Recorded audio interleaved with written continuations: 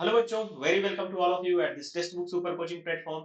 और आज की इस वीडियो में मैं आपसे बात करने वाला हूं कि हमारे सीएसआर नेट एग्जाम में या गेट एग्जाम में जो भी ऑब्जेक्टिव क्वेश्चंस आते हैं, चाहे वो एमसीक्यू क्वेश्चंस हो या एमएसक्यू क्वेश्चंस हो, उनको टैकल करने का बेस्ट वे क्या हो सकता है। अभी हम लोग जो भी तरीके देखने वाले हैं, जो भी सुझाव हम आपको देने वाले हैं, अगर उनको आप फॉलो ऑन करोगे तो आप देखोगे कि आपके मार्क्स में इंप्रूवमेंट होंगे, आप बेहतर रिजल्ट दे पाओगे।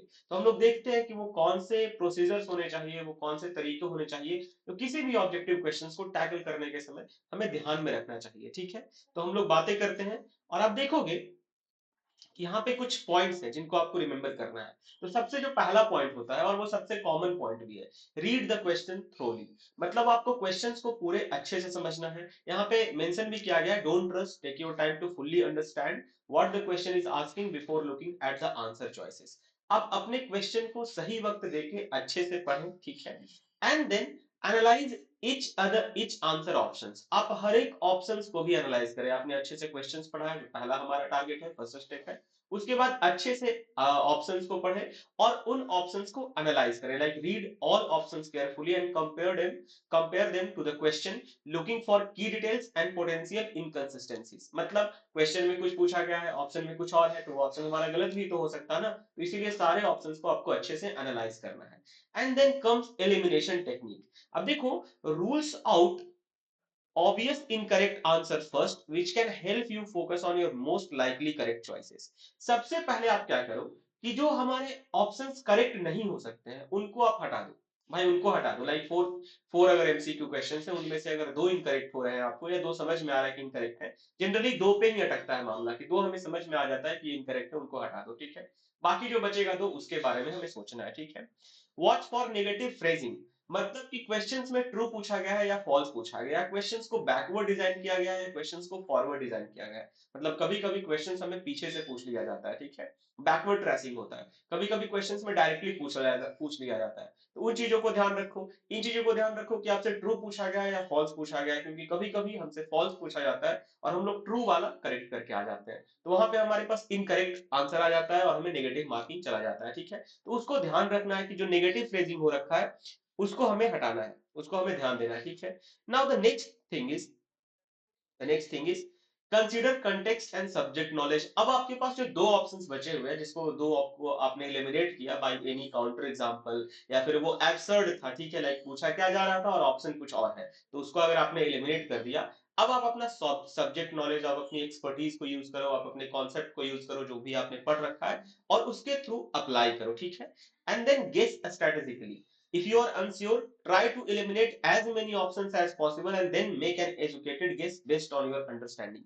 ये जो पॉइंट है ना, ये बहुत इंपॉर्टेंट है। जैसे मैं बताऊं, सीएसआर के क्वेश्चंस में कभी बहुत बार ऐसा होता है, जैसे अभी आप जो अभी आपका एग्जाम हुआ था जुलाई वाला, उसी में मान के चलो काफी सारे ऐसे क्वेश्चंस थे कि उनमें सिंगल करेक्ट क्वेश्चंस की मैं बात कर रहा हूं, उनमें ऐसा था ना कि अगर चार ऑप्शंस जो देखोगे तो सिर्फ एक with the help of one counter example आप तीन को हटा सकते हो और फोर्थ आपका करेक्ट आंसर आ जाएगा। अभी अभी एक बच्चे ने मुझसे पूछा था, उसको मैंने यही बताया, ठीक है।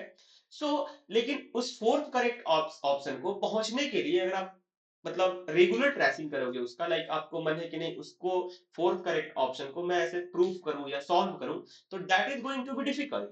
वो फिर क्वेश्चन अनदर लेवल का बन जाएगा, ठीक है। दो बच्चा अगर ऐसा है कि एक बच्चा उसको एकदम प्रूफ करने पे बैठा है कि नहीं मैं इसको सॉल्व करूंगा, और दूसरा ऐसा है कि तीन ऑप्शन को एलिमिनेट किया with the help of very easy function, ठीक है। मान के चलो F Z is equal to Z, like identity function के थ्रू, ठीक है। तो उसको बहुत आसानी से मिला कि एबीसी ऑप्शन इनकरेक्ट हो गया, डी करेक्ट हो, एबीसी ऑप्शन इनकरेक्ट हो गया, डी करेक्ट हो गया। डी को कोई प्रूफ करने बैठेगा तो उसका पूरा दिन निकल जाएगा। तो ये बहुत सारा होता है सीएसआर एग्जाम में। तो आपके पास कुछ बेसिक्स फंक्शन होने चाहिए फॉर मैथमेटिक्स, बेसिक्स फंक्शंस होने चाहिए। ग्रुप में बात कर लो, बेसिक ग्रुप का अंडरस्टैंडिंग आपको होना चाहिए, इस जिसके हेल्प से कि आप काउंटर एग्जांपल कर सको। काउंटर एग्जांपल आप खुद का बनाइए एक्चुअली। जब भी आप कोई कॉन्सेप्ट पढ़ते हैं तो उसका जो कन्वर्स ट्रू नहीं होता है, तो उसके लिए आप खुद का काउंटर एग्जांपल बनाइए, खुद का काउंटर एग्जांपल बिल्ड कीजिए। और ये सारी चीजें आप कर सकते हो with the help of practice, okay. And then the important thing is manage your time. आप टाइम मैनेजमेंट करें। देखो यहाँ पे भी ये लिखा है, allocate appropriate time for each question and avoid spending too long on one difficult question। देखो ये पॉइंट तो मैंने ऐसे चैट जीपीटी से भी उठाया था। चैट जीपीटी या कहीं पे भी आप देखोगे ना, तो वो आपको कुछ इसी तरह की बातें बताएगा कि कोई एक क्वेश्चन के ऊपर ज्यादा टाइम देने की कोई जरूरत नहीं है भाई। आप एग्जाम क्लियर करने आए हो, आप उस क्वेश्चन को सॉल्व करना आपका मकसद नहीं है, आपका जीआरएफ एक्वायर करना मकसद है। याद रखना, कोई एक पार्टिकुलर क्वेश्चन को सॉल्व करने से आपको जीआरएफ मिल रहा नहीं मिल रहा, ऐसा कुछ नहीं है। इस क्वेश्चन को करेगा तो इसको जीआरएफ मिलेगा, वो नहीं करेगा तो उसको नहीं मिलेगा। आपका एम है जीआरएफ क्लियर करना, आप उसके ऊपर फोकस रहें, ठीक है। And then practice with past papers. जाहिर सी बात है, आप सारे के सारे जो प्रीवियस ईयर क्वेश्चंस हैं, मॉक टेस्ट है, उनकी प्रैक्टिस करें। और ये तरीके अगर आप अपनाते हो, देखो ये पूरा का पूरा एक क्वेश्चन को सॉल्व करने का तरीका हुआ कि हमें सबसे पहले क्वेश्चंस को अच्छे से पढ़ना है, फिर हमें सारे ऑप्शंस को अच्छे से पढ़ना है, ठीक है। अगर कोई एब्सर्ड ऑप्शन है यानी रिलेटिव ऑप्शन नहीं है, वो मैच नहीं कर रहा, तो उसको सबसे पहले इनकरेक्ट हटा देना है। फिर जो बचे हुए ऑप्शन हुए उसके ऊपर आपको आपका सब्जेक्ट नॉलेज अप्लाई करना है, ठीक है। अब वहां पे हमें अब सब्जेक्ट नॉलेज अप्लाई करेंगे और उनमें से भी हमें कोई तुक्का लगाना है, ठीक है। तो हमें अब वहां पे थोड़ा सा सोच कर काउंटर एग्जाम्पल बना के उसमें से एक को हटाना है, then you get correct answer, ठीक है। या उन दोनों में से सब्जेक्ट नॉलेज आप अप्लाई करके करेक्ट आंसर पे पहुंच रहे हो, तो आपका करेक्ट आंसर आ जाएगा। तो दिस इज शॉर्ट मैनर में आपको यही मैंने बताया और यही आपको ध्यान रखना है।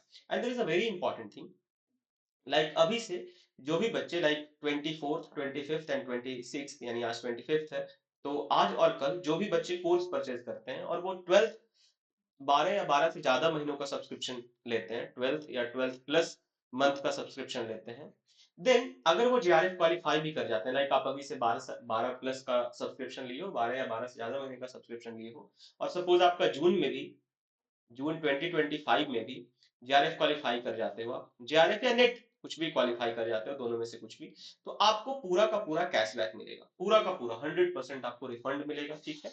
आप बशर्ते कि आप 12 प्लस मंथ का सब्सक्रिप्शन लिए हो, ठीक है। आप बोलोगे कि सर 12 प्लस मंथ का सब्सक्रिप्शन क्यों है? इन केस अगर किसी का नहीं भी होता है तो वो कैरी कर सकता है ना अगले तक, ठीक है। बट अगर किसी का होता है क्लियर, तो वो पूरा का पूरा आप कैशबैक ऑफर ले सकते हो। तो जाहिर सी बात है, इट इज लाइक इन्वेस्टमेंट, आप अभी इन्वेस्ट करो और आपको ये जो प्रिंसिपल अमाउंट है वो तो मिल ही जाएगा, साथ साथ आपको जीआरएफ की डिग्री भी मिल जाएगी, आप अगर अच्छे से पढ़ाई करते हो तो, ठीक है। तो ये लेकिन ये ऑफर आपको 24th 25th एंड 26th यानी कल रात तक वैलिड रहेगा, कैशबैक ऑफर। ये अगर आप 12 से प्लस मंथ का सब्सक्रिप्शन लेते हो और आप जीआरएफ या नेट दोनों में से कुछ भी क्वालिफाई करते हो, then you will get 100% refund. तो डेफिनेटली आप सभी लोग इस कोर्स में एनरोल करें एंड इस ऑफर का लाभ उठाएं कल तक। एंड कोई भी अगर आपको डाउट हो तो आप क्या कर सकते हैं कि गूगल फॉर्म है, डिस्क्रिप्शन में उसका लिंक है, आप उस फॉर्म को फिल कर सकते हैं, we will reach to you. And जब भी आप कोई कोर्स परचेज कर रहे हो, then you can use this coupon code Raman for maximum discount.